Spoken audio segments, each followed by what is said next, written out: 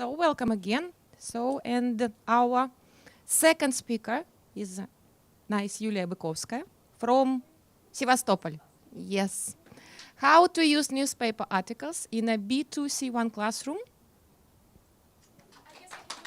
No. You should. Yeah, you should. It's just special for video. All right, okay. So good morning, dear colleagues. Today we are going to talk about how to use newspaper articles in a B2-C1 classroom. I'm sure that's something that all of us do, but very often the use of the newspaper articles at the lesson is limited to just, mining for vocabulary or practicing some reading techniques. So today we are going to think how to make the most out of newspaper and even are going to create our own common newspaper-based lesson altogether. But before, I'd like to introduce myself briefly and talk about the school I work for. So I'm an English endowment teacher and content and event manager at Tip Top Language School based in Sevastopol. I am also Crimean Teaching Conference Crook manager and host of the Tip Top Talks interview project on YouTube, where we discuss different teaching issues and some relevant teaching problems in the ELT community. Tip Top Language School was founded in 1990, so we share over 30 years of experience. We have 32 classrooms, over 2,000 students every year, and provide the biggest annual Cambridge exam sessions in Crimea, over 200 people every year. One of the biggest projects run by our school is Tip Top Expert Community, where Crimean Teaching Conference belongs to. So this year we are turning 15. It's our anniversary, sorry. We also have Tip Top Teachers YouTube channel with a great deal of free materials. You can visit our YouTube channel and make use of them. And we also deal with materials design, different seminars and CPD courses for fellow English teachers. So let's take a quick overview of the talk. First and foremost, we are going to answer the question why actually we use authentic written text with our students. What are the advantages and disadvantages of this type of the materials? Then we are going to narrow down to why newspaper is particularly useful, why not fiction or any other genre. And then we are going to come up with a list of criteria of a proper article for this particular group or individual and for this particular lesson. And at the end of my talk, we are going to build an effective lesson together. So, dear colleagues, tell me please, why do you use authentic texts in your classroom? Because it's up-to-date language. Aha, very nice, thank you. I wanted to say the same, the language that actually the most modern and authentic language, yes. Thank you. And any other reasons? Yeah, very nice. Something else? Specific purposes like medical English and things. Yeah, totally. Thank you. So I guess it's probably obvious why we use authentic texts. Can you think why you wouldn't use an authentic text with some group or with some individual? Difficult to difficult. Okay. It's the written language. No one speaks like that. All right. Thank you very much. Absolutely. So let's just sum up what you have just said.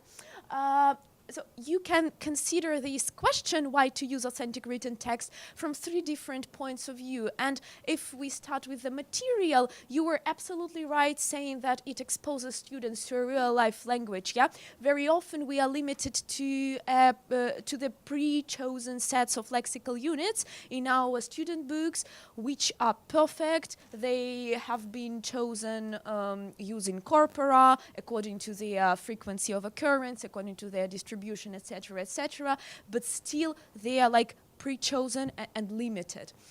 The second reason, such texts allow our students to make themselves familiar with features of functional styles, which is very useful when they have to come up with their own pieces of writing. And The third point is that such texts set a meaningful social, political, and cultural context. It's something that we sometimes miss, but not all of our students, unfortunately, have the possibility to travel and to spend sufficient amount of time in the country they would like, for example, to emigrate or to connect their job life with. However, there are some disadvantages, and you have also mentioned them. Such texts may contain potentially controversial ideas and are sometimes incomprehensible due to the lack of background knowledge, but then we come back to the social, political, and cultural context, so these things are somehow interconnected. One is impossible without another. As for the students, they seem to be potentially more motivated by authentic texts because they believe that they deal with the first-hand experience, especially when these texts are created or presented by some famous people, yeah? But at the same time, they feel discouraged by the level of difficulty, but this is actually like our responsibility. We just have to pre-teach more or just, spend more time anticipating problems. As for the advantages for the teacher, such texts also help us to build our own socio-cultural image of English-speaking world, without which it is impossible to create a course or to teach a group. We have discussed all the disadvantages in this part. Yeah. So why is actually newspaperies? First of all, let's dwell on the terminology. So newspaperies or journalese is a style of writing that is used mainly by journalists. This definition was given by Macmillan Dictionary online. Well, any ideas why would you opt for a newspaper article and not for some, novel? Like specific vocabulary. Uh-huh. Well, it's up to date. Yeah, very nice. Anything else? Pretty short. Yeah. The size is also important. Yeah, we can cover it during the one lesson. Yeah, absolutely. So there are three main reasons. It provides, again, a necessary context for migration purposes, academic research, or maintaining a topical conversation for people who are going to leave the country even for some short period of time. It also helps us to form an idea of a widely used tropology, which is metaphors and epithets used in newspaperies. This comes in handy when our students have to create an article for the writing parts of international exams, or actually when they enter our Russian universities, because in order to create their academic research, they have to translate their Russian scientific papers into English scientific papers, and the structure of the text and the tropology used in the text is different, totally different. So here you can see some examples from the study done by Kreinayer. You can find this article on the internet. So it's a scientific research on the newspaper style of English language. And the third point is that newspaper articles present the way of building an argument in English text. Again, if it comes especially to academic researchers, the structure of the texts in Russian and in English are very different. So even if your students have a perfect command of the language, sometimes they just can't put these ideas in a proper form, and it's also very important. Хотите постоянно развиваться в преподавании иностранных языков? Школа Дмитрия Никитина проводит образовательные тренинги, конференции и курсы для преподавателей. Подробности о событиях можно узнать по ссылке в описании. Well, and now the most important question, how to choose a proper article. So what are your criteria? How do you understand that this article is good for this group? Well, language level. Sorry? Personal interest. Yeah, totally. So probably the first and the foremost is the fact that it is relevant for your students considering their profile, yeah? Their age, social positions, interests, and needs. The second thing is that is up to date, as the colleague mentioned, yeah? Because maybe it's no use to discuss some newborn cubs in the zoo because this information loses its relevance the next day, but it's nice to make your students familiar with some political or social issues going on, and you assume that they are still going to be relevant in some, in some time. The third point is actually arguable, yeah? The resource you use is reliable and does not belong to a tabloid or scandal sheets. It depends on your lesson aims. If you would like to make your students familiar with the real life in the country, of course, it's a good idea to avoid such resources. But if you would like to teach them, for example, critical thinking or like reading literacy, it's nice to give them, for example, 2 different texts from different types of resources and make them figure out which one is reliable or which one you would choose to base your academic or scientific research on. It's a real life skill. That's something that they lack when they enter the university and they are unable to identify whether this source is reliable or not. The fourth point is that the topic of the article aligns with the topic of your unit or fits into your syllabus in some other way, because we just can't choose the article out of blue, yeah? And the next point is that it doesn't contain any potentially hurting or offensive materials.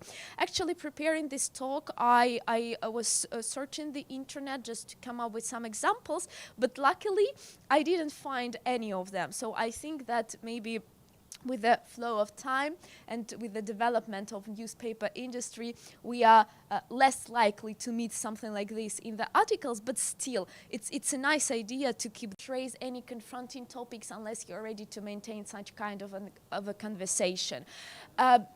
Once I made a huge mistake of introducing an article on Ebola into the classroom with the girl who was I will, thank you. With a girl who was really overwhelmed with the COVID situation, so she became very, very vulnerable and nervous during reading. So of course this lesson was very stressful as for her, as well as for me, yeah? So it's nice to keep this in mind when it might not be hurting or offensive, but still you know your students and probably they not going to perceive this information well enough. So, I guess it's time to practice a bit. Here you can see an abstract from the Guardian article dwelling on new Apple technology the company is introducing into their devices. So I'd like you now to take 3 minutes to look through this abstract and think, why would you bring this article into your classroom? You have 3 minutes. And I would like you to work in your groups. Like we have 2 groups, that's cool. So 3 minutes for this. Why would you use this?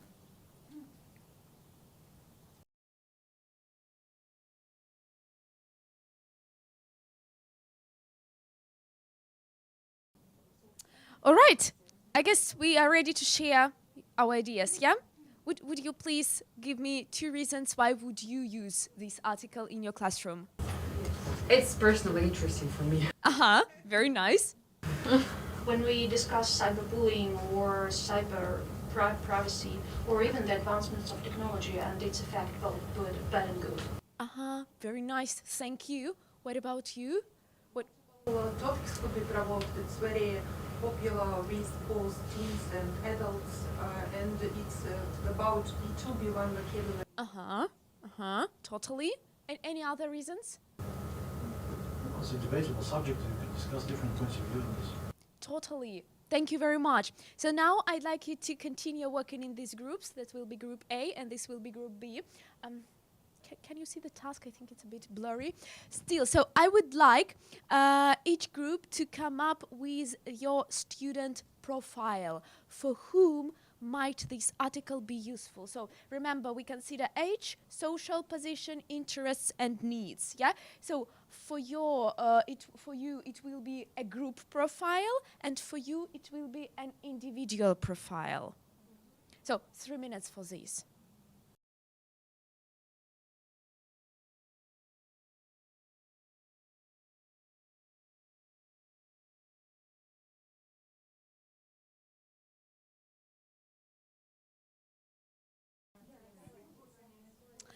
I'm very sorry, but the time is up. So, can we please start with the group profile?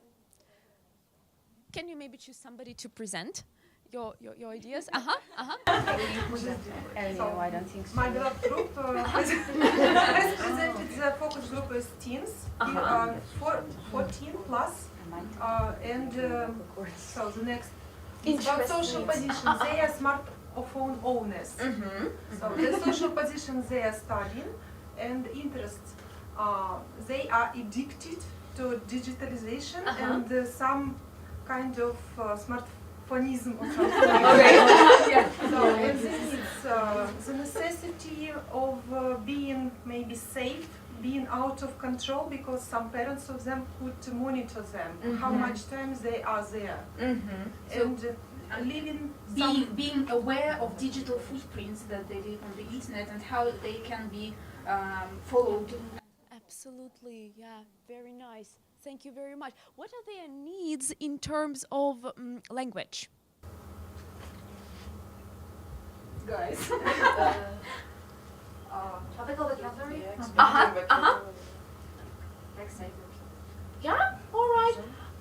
Or maybe making them, you know, more. if they're being prepared to pass any international exams like CAT, PET, FCE, so it's like one of the tasks to read such things, because they will be. Absolutely, yeah. Maybe engage them into reading in general, yeah, because they are not really into reading newspapers at this age. Okay, thank you very much. What about the individual you would choose this article for? Who's gonna represent the group? Okay, actually, we are puzzled a bit because we have three options here. I would like to start with the first one. Speaking of an individual profile, the first study was a typical teenager. And here we would like to mention the social status of the family, probably. Of course, kids who are mostly interested in the Apple technologies, right? They are probably the users, and not all the families are able to purchase such kind of an iWatch or iPhones.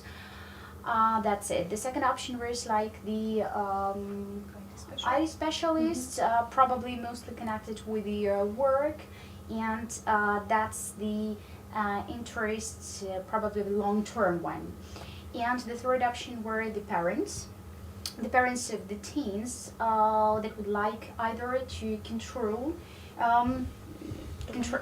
to monitor, or probably even to control, because like the Apple company, they presuppose that you might do that, and that's one of the options.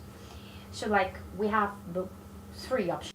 Yeah, very nice. Thank you for your perfect ideas. So here are some profiles that I have created, and they pretty much coincide with what you have said. So here are three real cases. These are my individual students with whom I work and with whom I use articles on a regular basis. And all of them are like in their mid-30s. They share different social backgrounds, and they have different linguistic needs. So now I'd like you to choose one person, so probably for your group it will be, let's say, Nadezhda, yeah? And for your group it will be Ilya. So I'd like you to take 1 minute to you can maybe take a photo of this slide, yeah? And study the info about them. Can I move on? Okay.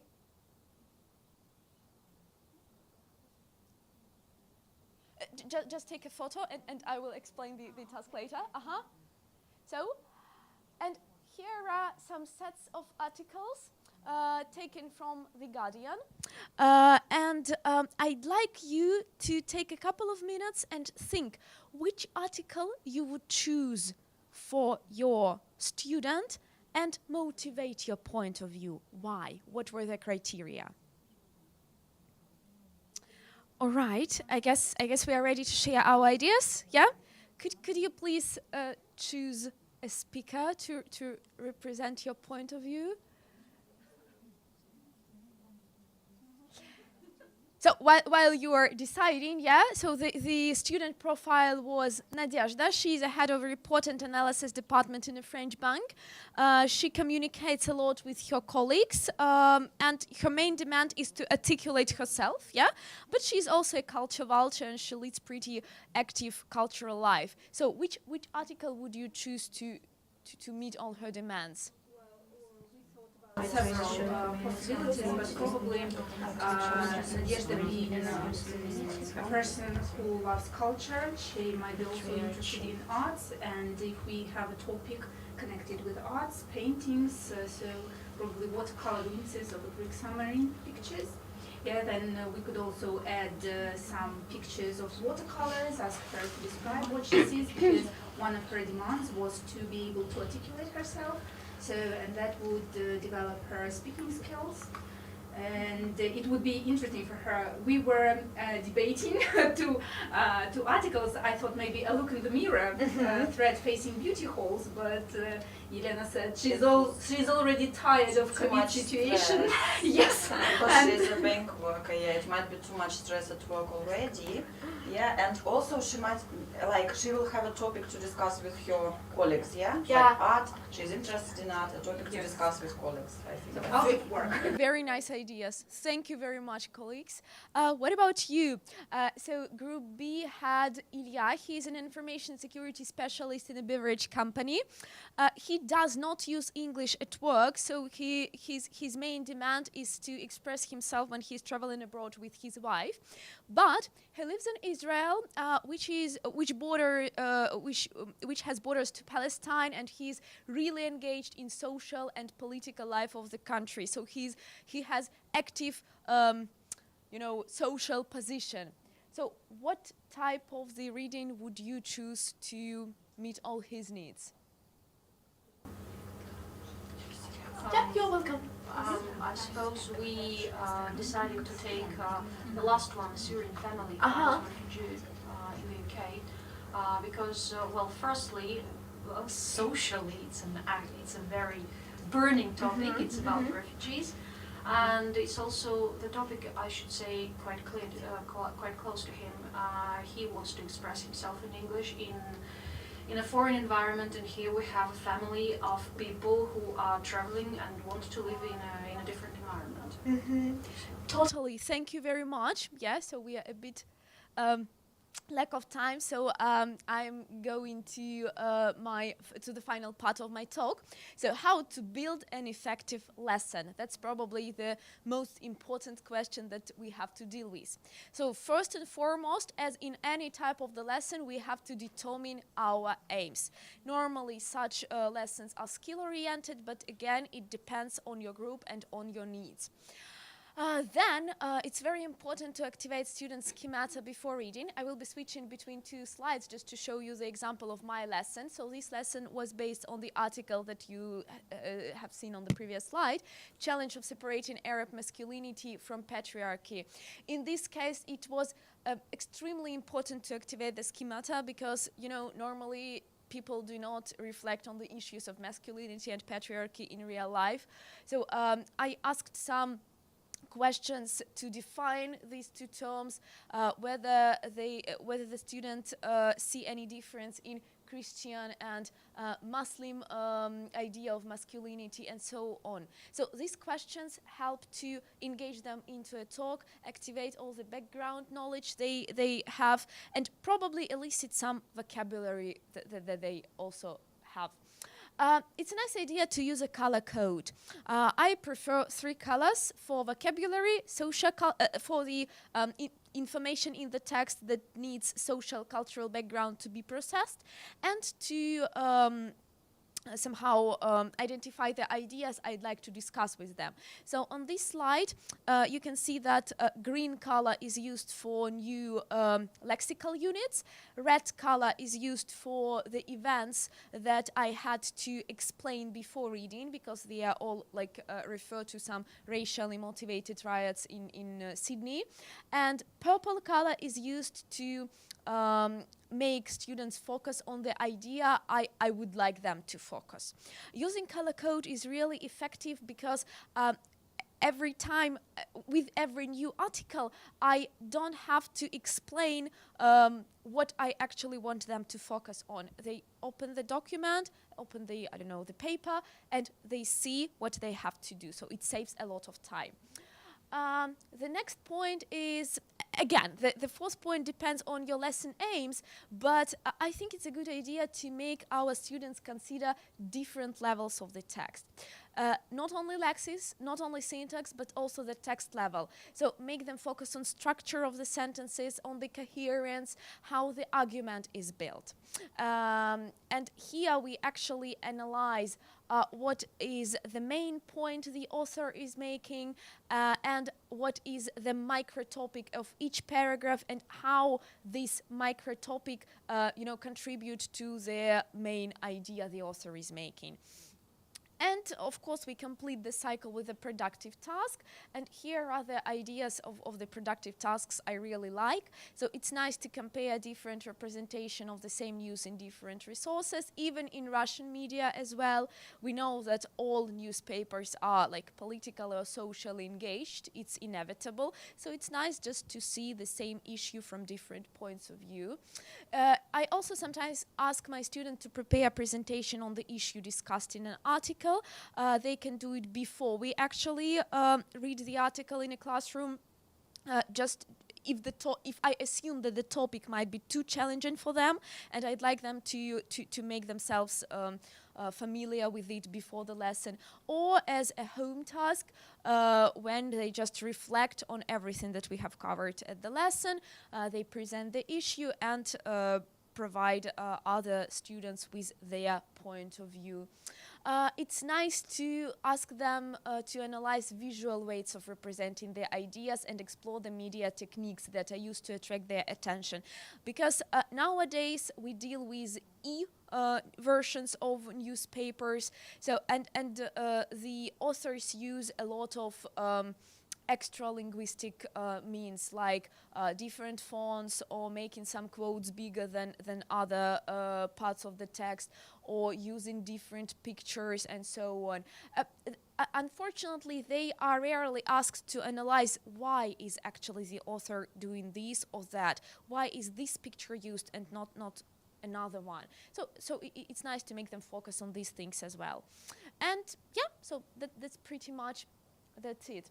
So actually, I would really like us to create a kind of lesson all together. But how much time do I have?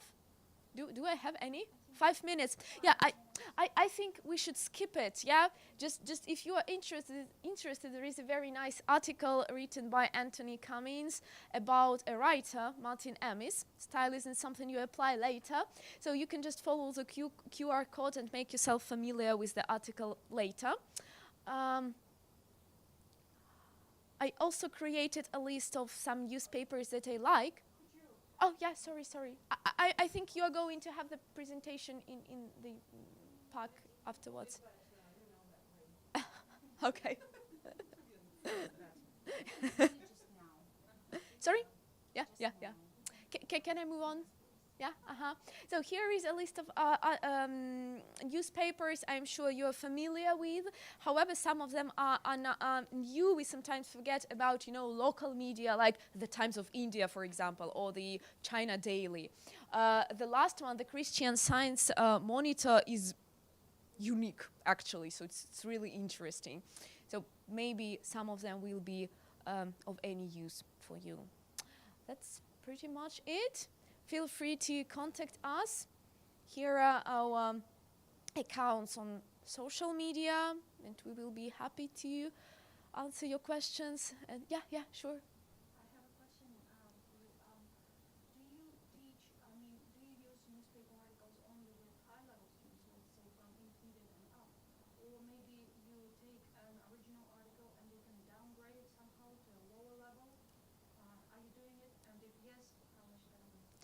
Well, actually, that's why I was like speaking of authentic text, the text that I don't work on, I mean, in terms of language, so I don't grade them. When it comes to grading, it stops being, 100% authentic. Yeah.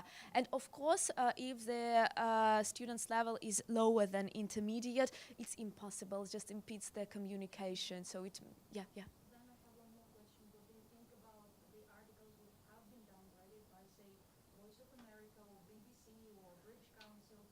I think they're perfect. I mean, why not? It's just semi-authentic reading. Let's call it like this. But still, if we follow the aims of introducing the culture, of teaching them how to construct an article, why not? It's a perfect source. Yeah, I think we should use everything. Yeah. But I was trying to focus on authentic text. Yeah. Yeah, sure.